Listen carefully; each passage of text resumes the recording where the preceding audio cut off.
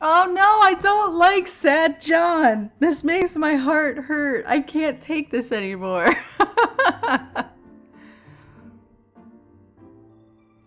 But as the rest of the week passed, I got more and more worried for John. Hey. Hey man, how's the play coming? Oh, Oh, you know, it's coming. We're having some trouble with the lead, so... Really? Wasn't Jacques supposed to be the lead? Yeah. Well... It's more like the side characters. There's a lot of juggle there. I've been busy. Busy was the least of it. John was lethargic, often spacey, and struggled to pay attention in class. More than once, Shane saved him by whispering an answer when Miss Shizuka called on him. That, and... Hey. So, when should we all get together and talk about the tournament? And this time, actually talk about it. The last few times, we got a little too distracted.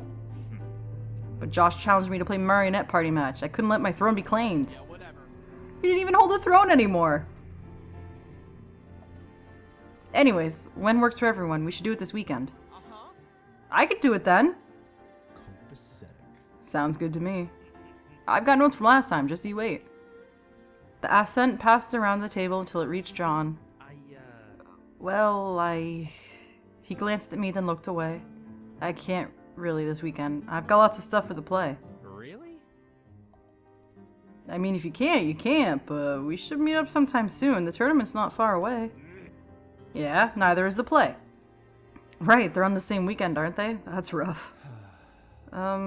Take your time then, I guess. We'll figure something out. I'll come over on Friday. We can brainstorm, PBG. Sound good? Yeah, thanks, dude. I felt so bad for John. But it was okay. We could get a new Jacques. Once that was over, we'd hopefully have time to practice and John would start feeling better and getting his work done. It was just a matter of time. As soon as class was over on Friday, I left my behind, sprinting back to the dorm so fast I didn't even have time to check with John about finalizing the plans. I was too excited. I changed into my favorite sweater and green shirt combo, releasing a contented sigh as the soft material encompassed my body. I rubbed my hands across my sweater, humming contentedly. The Asagao uniforms were nice, but they could be stiff and starched. The fact that I only really had two meant I had to wear them longer than I liked. It was always an unadulterated joy to put on other clothes. John and I were going to the city to find him a new Jacques, and I was ready. And all the time I was at Asagao, I'd yet to visit the city nearby. I hadn't even been to a big city since I was a kid. With slight nerves buzzing in my mind, I sat down and waited. Maya was at volleyball practice, so I had nobody to talk to, but I figured John wouldn't take long. I had literally just seen him in class.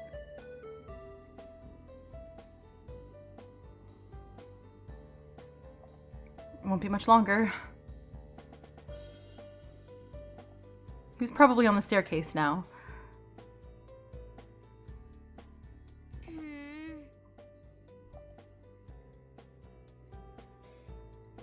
Where the hell was he? Was I supposed to meet him somewhere?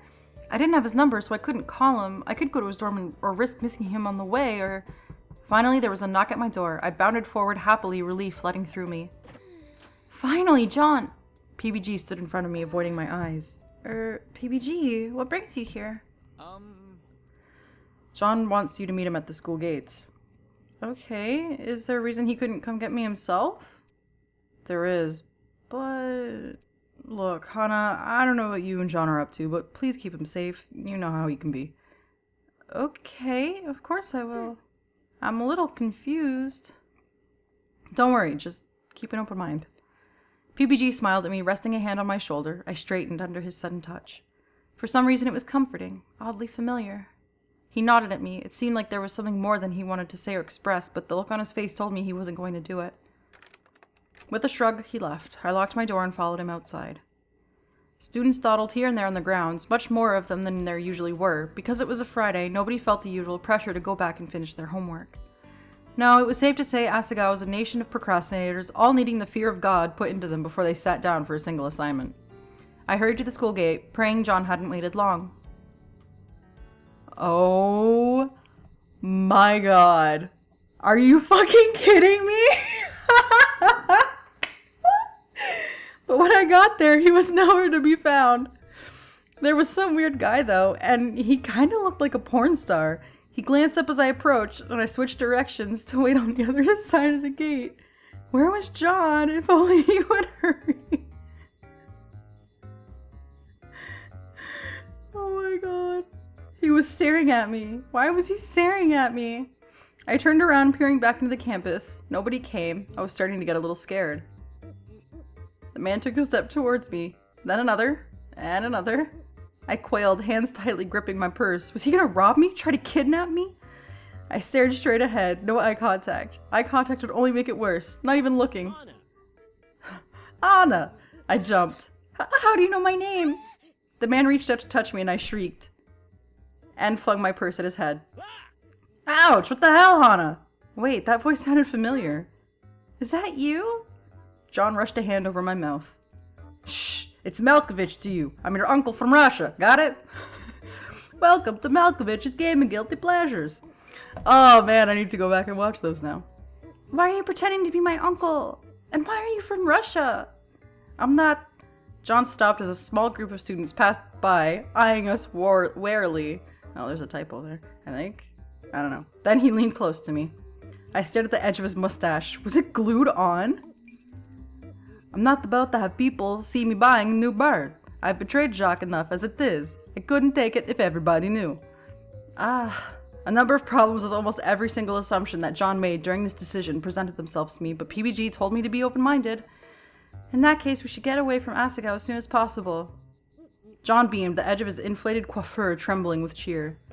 Thanks, Anna. I knew you'd understand.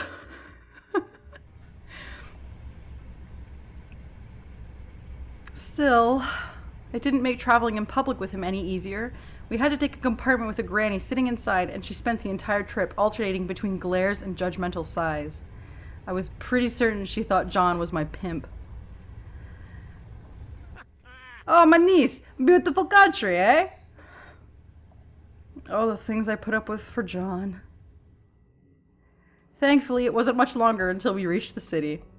John and I disembarked from the train, watching a smattering of familiar Asagao faces disappear into the subway station. In the city, John wasn't getting stared at nearly as much as he was in the countryside. Eccentric people were the norm, it seemed. We left the subway and emerged onto a busy street, small shops lining the road, salarymen, middle-aged mothers, old men with dogs, children rollerblading down the road. Rollerblading? Holy shit. Who rollerblades anymore? Everybody strolled past us, caught up in their own business and paying us absolutely no mind. I took a deep breath and smiled. The disgusting gasoline-tinted air, the small scraps of paper littering the ground, the homeless man on the corner of the street with a cardboard sign saying we were all going to hell. I love this city. Me too. I can't imagine why a person would live anywhere else. The bigger the better, in my opinion. There's just always so much going on. I nodded and John glanced quickly around him. So, let's say we find this pet shop and get the ball rolling. Already? Yeah, get in, get out. That's how Malkovich does things. But we just got here, and it's my first time in the city in years. We don't even know where the pet shop is, and it'd be so much fun to explore, and no one's even gonna know it's you. I latched onto John's sleeves, bouncing up and down like a small child. Please, John, for me? I gave him my best attempt at puppy eyes, reminding myself to practice in the mirror later on. It was a necessary weapon, one worthy of practice. Do we have to? Yes. Fine, but only till we find pet shop, got it? As soon as we see it, we're getting what we came for and going home. Sheesh, you're like a mobster. John wiggled his mustache and nodded. Away! John and I had a great time wandering the city. We stopped off and got smoothies to drink. We looked at statues and took turns mimicking their poses in front of them. At one point, a guy catcalled me from his car, and John went full-on Malkovich on him, screaming at him in that peculiar accent. There, you going for Malkovich's niece? Malkovich's niece? Do you know what Malkovich had to do to enter this country? You have no prospect. No! John ran at the car, and the man and his friend sped away with tears in their eyes. My hero. It's what Malkovich does. The hours passed away without me even noticing. John. Oh, John. Malkovich, look at that. We were just passing a jewelry store when something in the shop window caught my eye, and I stopped in my tracks. Pressing my nose to the glass, I grinned. It was a string of pearls, an amethyst forming the meeting point between the two strands. Is that something you're interested in? He looked at me critically, then shook his head. I can't say it suits you. Pricked, my shoulders hunched. I took a deep, long breath. It was okay. He didn't mean it like that. It came out much worse than he intended. I was sure of it. Almost. Well, I think it would look good on me. My mother had a necklace just like that. My dad bought it for her as an anniversary present the year she gave birth to me, and she wore it all over the place until... I stopped, not wanting to spoil the mood, but John raised an eyebrow. Until what? Never mind. I glanced at the necklace, this time noticing the price tag next to it. A rock fell to the pit of my stomach. Well, it wasn't meant to be. I moved on from the store, and after a second, John followed me. So, what is it? Don't worry about it, it's not important. John leaped in front of me, arms outstretched. Hana. I might not look like it, but I'm a person who values honesty. He thumped his porno chest, and I frowned. You got to be blunt with me, or else I'm not going to get it. And if I want to know something, I don't see why I should hide it. Not that we're truly friends. It's sad, so I don't want to talk about it. If I was honest, that was only part of the reason. Yes, it was sad. Yes, it made people feel bad when I brought it up. But even more than that, I didn't want people to pity me. I got tired of seeing the looks on their faces when I mentioned it, the way their brows scrunched up and they cooed as if talking to a small kitten. I didn't want John to look at me that way. Yeah. Lay it on me, I got this. John stretched an arm against the lamppost we were passing, planting his feet solidly on the ground. It seemed like we wouldn't be moving until I said it. I sighed. Fine. My mom passed away when I was 8, so I barely remember her. Happy? He looked surprised for a brief second, and I glanced away. I knew what would come next, and I didn't want to see it. Instead, I strode on past him. In a second, he was right back next to me, pumping his arms in his characteristic show-tune manner. For a moment, it seemed like he forgot he was Malkovich. Yes, actually, I'm quite happy. Happy. That wasn't too bad, was it? The words flowed swift out of his mouth, just as they always did, almost without care. He wasn't trying to coddle me. No, he wasn't. So, do you have that necklace back at home, then? No, she was buried with it because it was so important to her. My dad misses her so much. John nodded sagely. I bet. I think I can kind of understand in some way. We stood at a stoplight, waiting for the light at the crosswalk to turn green.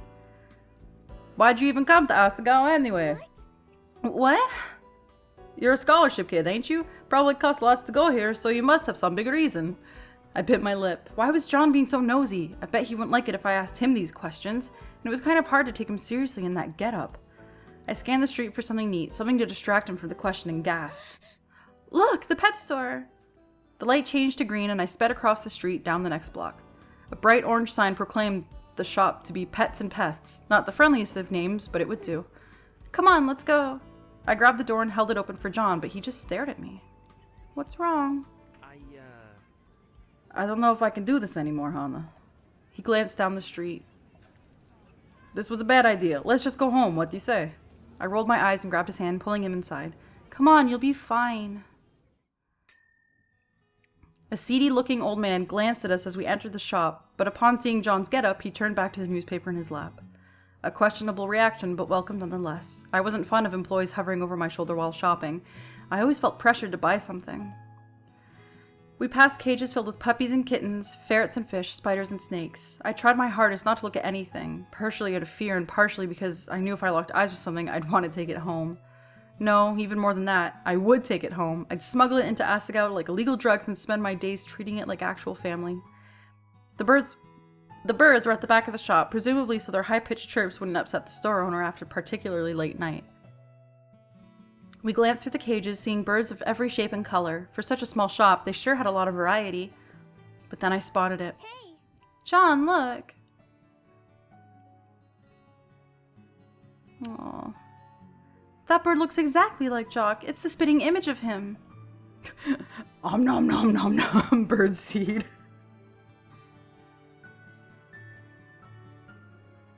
Sorry, I'm just looking at what these all say. Twice the price. Birds don't care. Some birdie.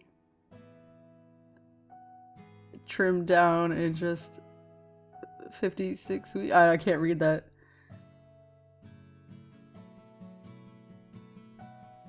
I will eat that. That's funny. John frowned, eyeing it skeptically. Green-cheeked I don't know birds. It's the right species, and it does look oddly similar. He peered closely at the bird who was napping lazily on its branch. No, the colors are exactly the same. It's almost like Jacques was based off this bird. Or vice versa. Pardon? It's a conspiracy. Anyways, let's get him. I headed towards the store owner, but John grabbed my arm. What's wrong? John glanced away. The wheels were churning in his mind. John wasn't the hardest person to read. I don't have a cage or food, so I shouldn't do this. I don't know about real birds. I only know about Jacques. Or should that just be Jacques? I don't know. I should study more or something. You definitely have a cage. We helped make that birdhouse together, remember? I guess we did. Besides, I don't believe you've studied a day in your life. Rude. I happen to be a very intelligent, culture-sound individual. Just the other day, I went to the symphony to hear Firebird. Okay, Mr. Culture, stop making excuses and let's go. I approached the store owner, who glared at me. I could read his thoughts in his eyes. Stupid kid. This is why I hated talking to employees at stores. Excuse me, can we please have that green bird? He flecked his tongue around his mouth. I could see the little lump probing his cheeks. What's it to you? What? What's that bird to you? A pet? The man snapped his newspaper back up, not even looking at me anymore. What the hell? Let me try. John approached the counter and slammed his hand down on it. The man peered around his newspaper, then jumped. Why, hello, sir. Your benevolence. How may I serve you? Well, I need that green birthday for my little lady friend, and it seems you aren't interested in giving it to her. The man twisted his hands. He glanced from me to John. I'm very sorry, sir. I simply thought, but then the bird is rightly yours, pardon me. Rightly yours? What is he talking about? Shh, just let it happen. He boxed up the bird, then included a handful of beginner's bird items at no extra charge. He bowed us out of the shop. In no time, we were back in the street and on our way back. I still don't get what just happened. The Malkoviches are a long, dignified line. They're practically celebrities back in their homeland. So, wait, Malkovich is a real guy? You don't need to worry about it. Let's get home. John patted me on the head, then started across the street. The whole affair took much longer than I anticipated, and by the time we were on our way home, I was exhausted. The bird sat quietly in its box on John's lap, John peering nervously through the air slits. You think this is really going to work? What? Try as I might to stop it, I yawned. My vision was hazy, and my head kept tipping towards John's shoulder. John smiled at me, his question remaining unanswered. After some time, he rolled his eyes and patted the side of my head. I snapped awake. What? If you're going to sleep on me, just do it. It's bothering me that you haven't made up your mind. I smiled and scooted closer to John and laid my head on his shoulder. He was so warm. I almost didn't mind that he was still in that Malkovich getup. Almost. As the train pulled into Higanbana, John shifted nervously. I pulled my head off his shoulder. Yeah, what's going on? We're getting close to Asagao, and I just realized something. BPG was supposed to be meeting up with Gerard and Art tonight in our room. What if he's still there? I'm not going to be able to take this, Jacques in like this. They'll know something's up. Oh, that's no problem. We can keep him in my dorm room. Maya's got a game tonight in another town, and it was supposed to go on late. Really? Are you sure? I know you're afraid of the birds. I mean, it's only until Gerard leaves, right? What could be the harm in that? The trip across campus was perilous. It took all our collective ninja skills not to be caught by teachers or other students. Utilizing bushes, postal boxes, trees, and the occasional holding a soccer ball you found on the ground in front of your face trick, we made it to Primrose House. Just before we entered, I turned to him. Can't you at least take off that disguise now? I think it'll cause even more suspicion the way you are. No. No, it won't. Nobody can tell it's me. Yeah, but I wasn't talking about suspicion for you. With a sigh, I pulled open the door. Malkovich's mind was made up. There was nothing I could do. We climbed the stairs with halting steps. I peered around every corner to ensure nobody was around. New Jacques was surprisingly well behaved considering the amount of travel and jumping to and fro we were putting him through. Either he was still asleep, or he was so chill as to be confused with the dead. I winced as the thought occurred to me. Too soon, Hana. Too soon.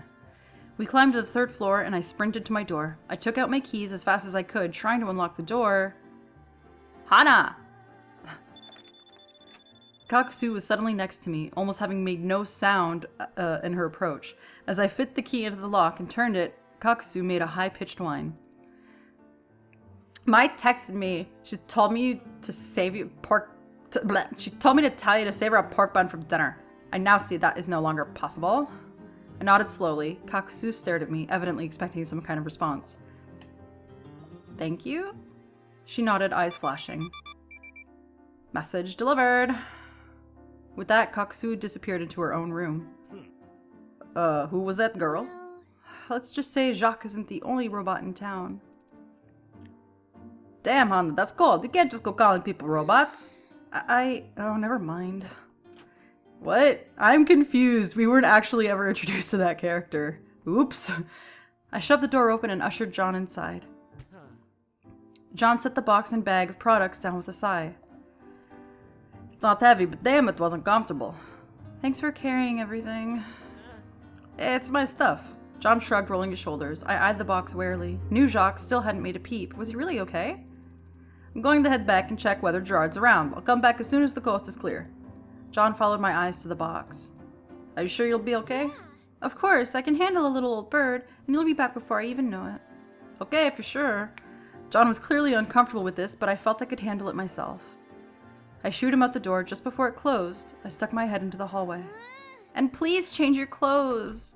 John gave me a thumbs up. Satisfied, I went back into my room. It was still and silent, as if I were totally alone. My uniform was laying out on my bed, my homework spread across my desk. Everything was normal. Except that there was another living being in the room with me. The silence was really starting to throw me off. I tried to peer through one of the box's breathing holes, but couldn't see anything. Was it even in there? If all birds were this calm, then maybe I was wrong to be so afraid of them all these years. It wasn't like I had a rational reason for hating them. They were just so small and fast and pointy. So much potential for destruction in one tiny flying package. I changed into my pajamas and sat on my bed, looking around my room. Well, now what? I feel like if I looked at the birds, something bad will happen. I'm just gonna practice. Yeah, I should practice. There were only a few weeks left until the tournament after all, and I didn't want to embarrass Normal Boots. I pulled out my phone and turned it on. Instantly, several texts came in from Mai's number, all begging me to save her a pork bun. Sorry, Mai. I switched out of the texting app and started up the game. After a brief loading screen, the chirpy music began to play. I challenged someone to a multiplayer match and waited for the timer to count down.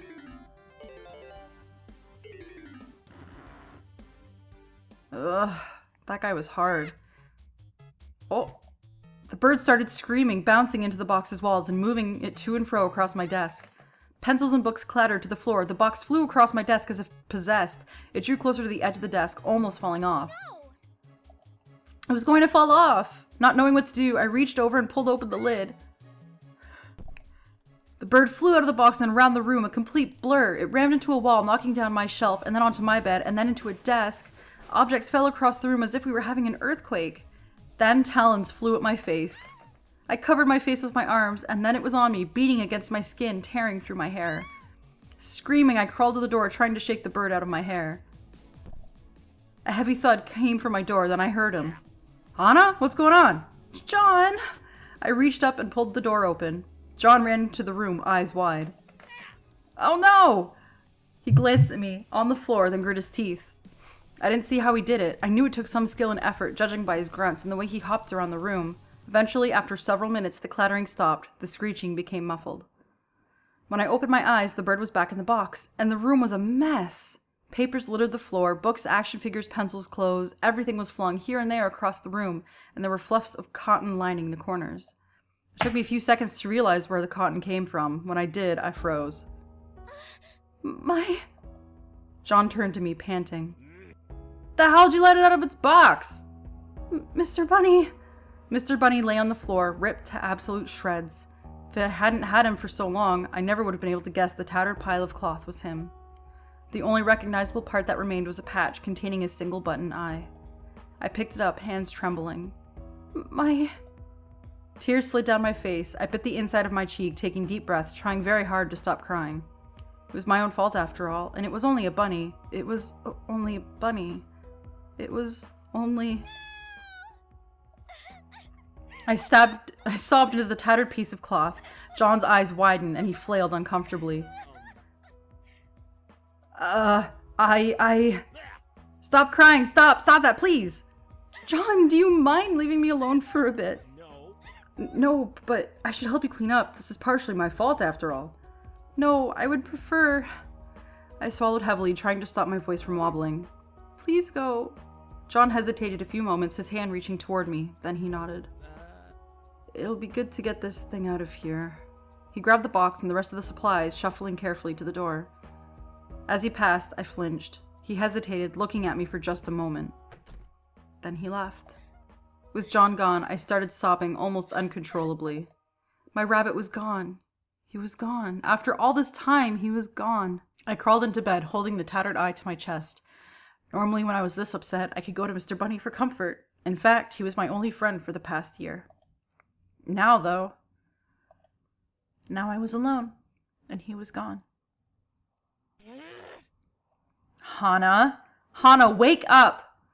I was jolted awake by Mai, who stood in her volleyball uniform, duffel bag at her side, and fury on her face. What the hell? I blinked rapidly, the rest of the room coming into focus. The mess on the floor, the cotton everywhere, Mai's things spread all over. Oh? Oh? Is that all you have to say? I hung my head, trying to keep tears from streaming down my face yet again. My eyes were raw enough as it was. For the first time since entering the room, Mai seemed to realize something was wrong. Wait, are you okay, Hana? She sat down on the edge of my bed, setting her bag between her feet. I tried to speak, but my throat was touched tight. I swallowed several times to no avail. Finally, Mai stretched an arm out and took my hand in hers. Okay, tell me what happened. You have to. Whatever you've been hiding, it's clear something's up, and I'm super worried about you. I looked at my hand in Mai's, then the torn rabbit piece crumpled next to my pillow. I told John I wouldn't tell anyone. I promised. But now Mai was involved, her things destroyed, and her roommate a mess. She deserves some kind of explanation. But I wasn't sure John would ever forgive me if I betrayed his trust. No. I'm going to evade it. Mai, I really want to tell you what happened, but I can't. Seeing the look on her face, I reiterated. I can't. I made a promise. I know that if you had something you wanted to keep secret, you wouldn't want me to tell anybody, right? I said it out of desperation, hoping she would understand. To my great surprise, Mai seemed caught off guard. Yeah, you're right. There are things I wouldn't... She trailed off. But are you okay? I nodded slowly. I'm really sorry, Mai. I really, really am. Tears pricked the back of my eyes and Mai rubbed my shoulders. I'll support you. Hey, it's okay, don't worry. Between the two of us, we'll have this mess cleaned up in no time, right? She bounded to her feet, completely restored from her intense anger. Yeah, we'll totally kick this mess's ass. Mai might be quick to jump to conclusions, but she was just as quick to move on from them. A small smile crossed my lips. Right, let's get to work. I had forgotten. I might not have Mr. Bunny anymore, but I had friends now. It wasn't enough to ease the pain of the loss, but it was enough to give me the strength to get out of bed.